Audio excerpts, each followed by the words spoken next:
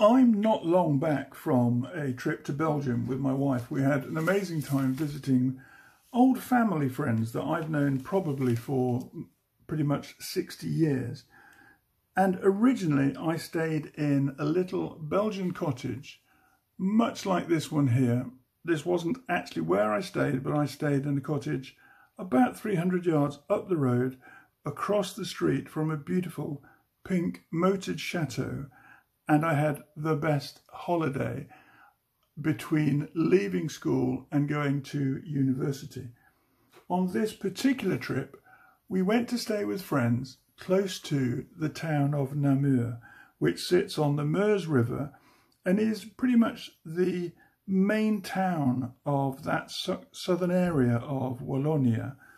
And it was fabulous. We actually were able to go up to this chateau, which is now a hotel right at the top of this fortified location in the very centre of the city of Namur, and have a brilliant time just remembering and reminiscing back on some of the trips that I had there as a youngster. But of course, going to Belgium is going somewhere very special. I went to a stationery shop, not a stationery stop, in Namur, this place called Schlieper.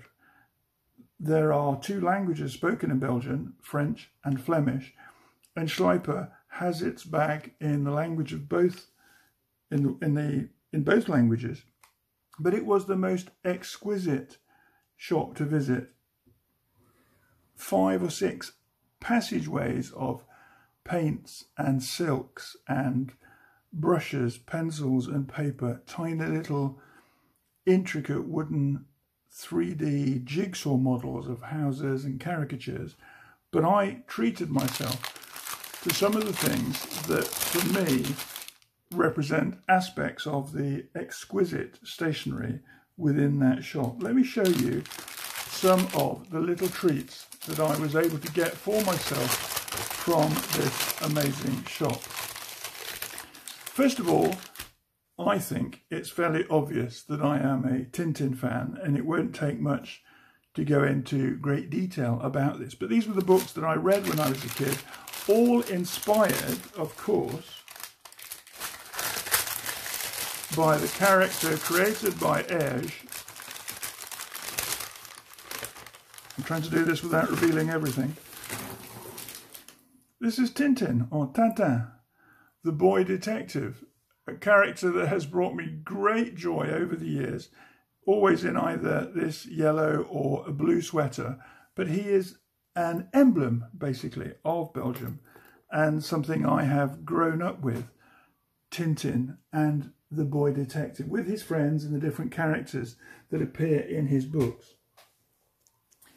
Here are a couple of the books that I picked up while I was away in Belgium.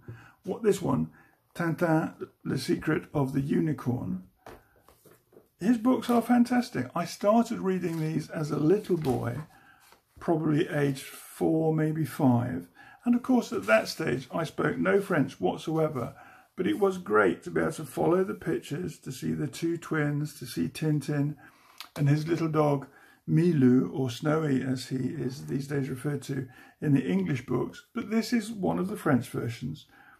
And so I started working with the French language as a little boy, looking at the pictures, looking at the stories that are depicted so beautifully by Scher as not just a cartoonist, but very much more as a storyteller using images. And then, as I got a little bit older, practicing my broken schoolboy French by reading out the language bubbles, the speech marks that are in here. Captain Haddock, one of the most wonderful characters in childhood literature, for me at least. Here we have Snowy again. Little details in the book. Obviously, an apartment's been ransacked. We can see it here. Here we have the first image of the ship that is the Unicorn, of which the book is focused on and written about. But it starts off with Tintin seeing it as a model ship which contains a treasure. And I'm not going to go into so much detail because there is a great amount here.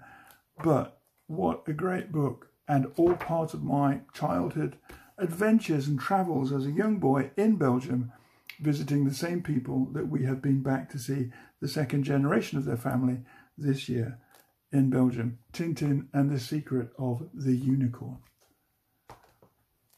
Here's another Tintin book that I picked up while I was there. And I said in the description of my walk around the town of Andenne in a video that I published last week that I think the Tintin books, and in particular this one, were a huge influence on me as an adolescent child, then a young boy or a young man, and starting to think very strongly about Latin America. This one, The Adventures of Tintin, Le Temple du Soleil, the Temple of the Sun. And here he goes, off to Latin America, expecting to see his famous friends or his regular characters. Captain Haddock is here.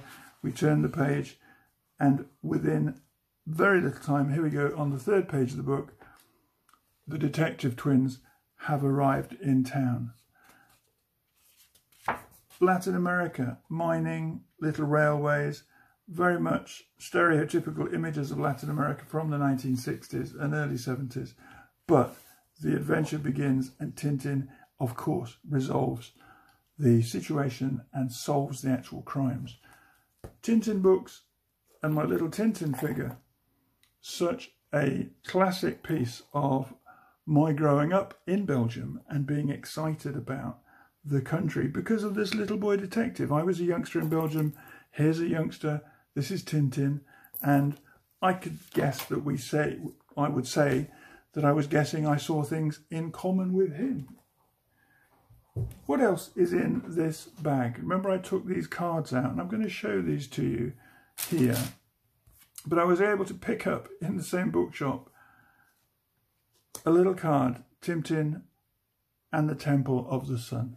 Another one, Tintin et les Picaros, about a little tribe called the Picaros, based in what is effectively Peru in this story.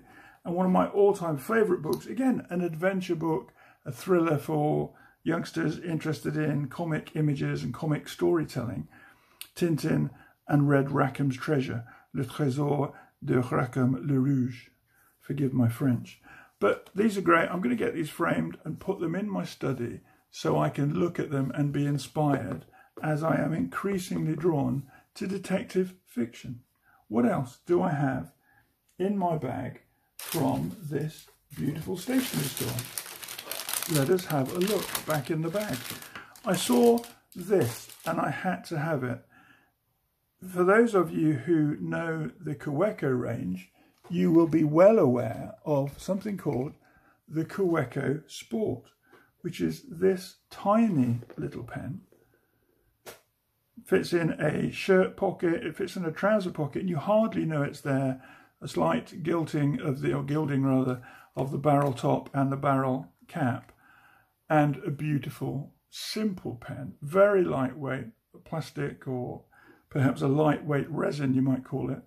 And it takes, if we look in here, one standard international small cartridge. So when I saw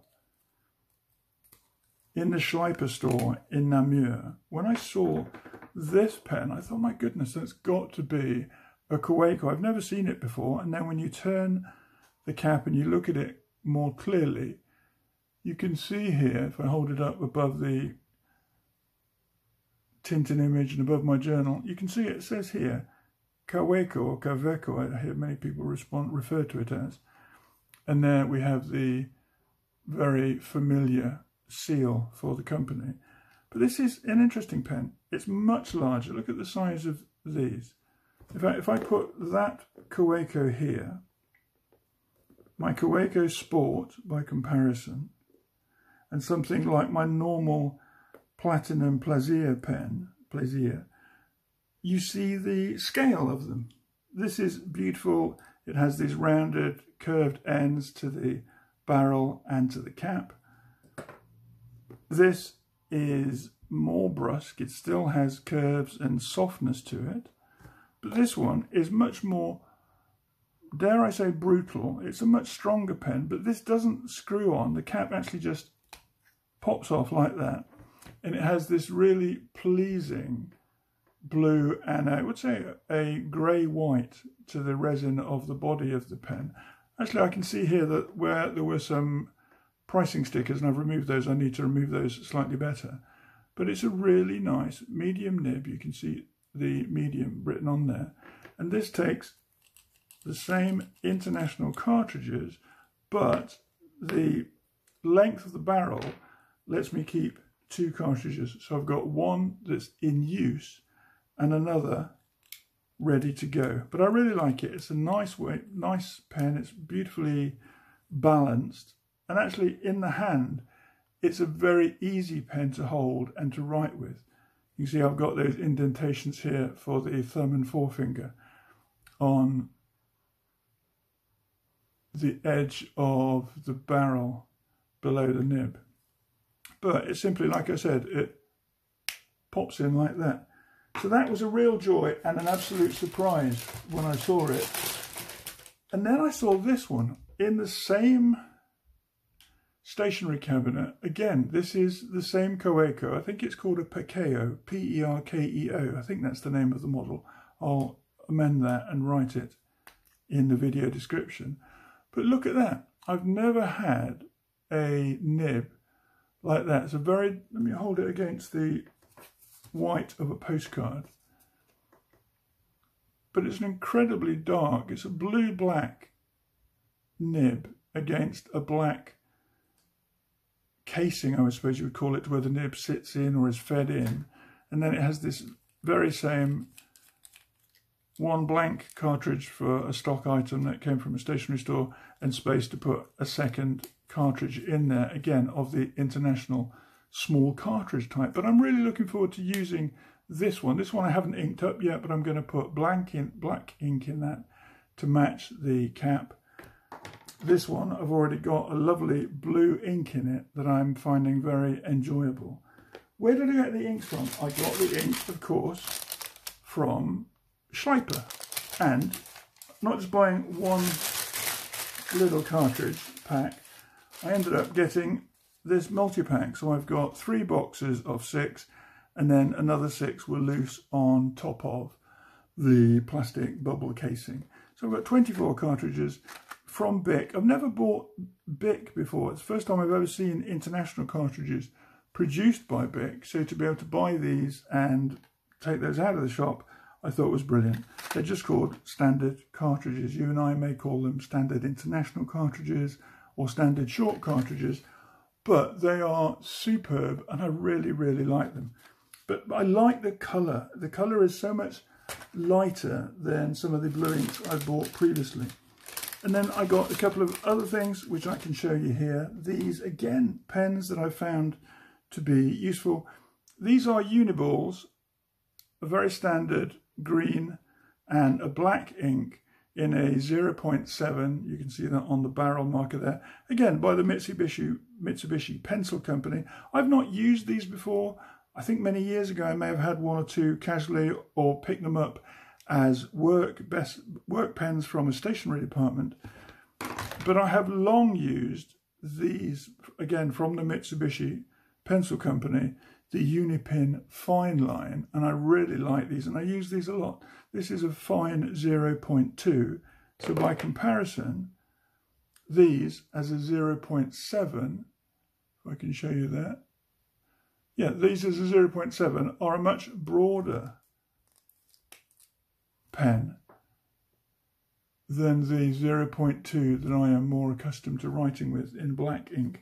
But I'm looking forward to these because I like having a different colour. I like to have a red and a green and a blue and a black pen in the bags that I carry, such as, for example, my leather pouch that I bought in Mexico years ago and in which I keep some different notebooks.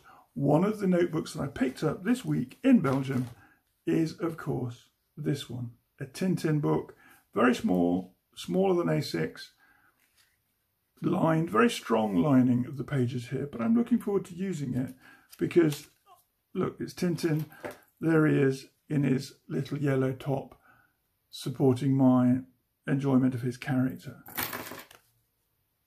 But it's something I'm really pleased about. €3.60. So I paid over the top for that, but I couldn't pass it up when I saw it at the airport in Charleroi a few days ago. And I thought, no, I'm going to have that for my collection. And then the other things that I bought, which I'm very pleased with, are some Magritte cards. You may have seen his work, you may not, I don't know. But these are a couple of postcards by Magritte. Let me put those down on the journal. They remind me in several ways, particularly the lower image here. Empire of Light it's called, from 1961. But both of these in a way lead me to think about or to consider the books that I enjoy by Georges Simenon, and those are the Maigret detective series. Maigret often wears a hat, and in many of his books wears a formal bowler hat rather than a felt hat. And so to see these, I really enjoyed them. This one, as I've said, from 1961, Empire of Lights. This one by Magritte, 1966, La Décalcomanie. And I like that idea that you have the darkness of the suit and the hat and the lightness from which that same shape has been cut. And that in a way reminds me again, like I said, of the Jules Maigret character by Georges Simenon, somebody whose books I love. I picked these two up in a Magritte gallery in Brussels, the capital of Belgium, and I was delighted to be able to do so.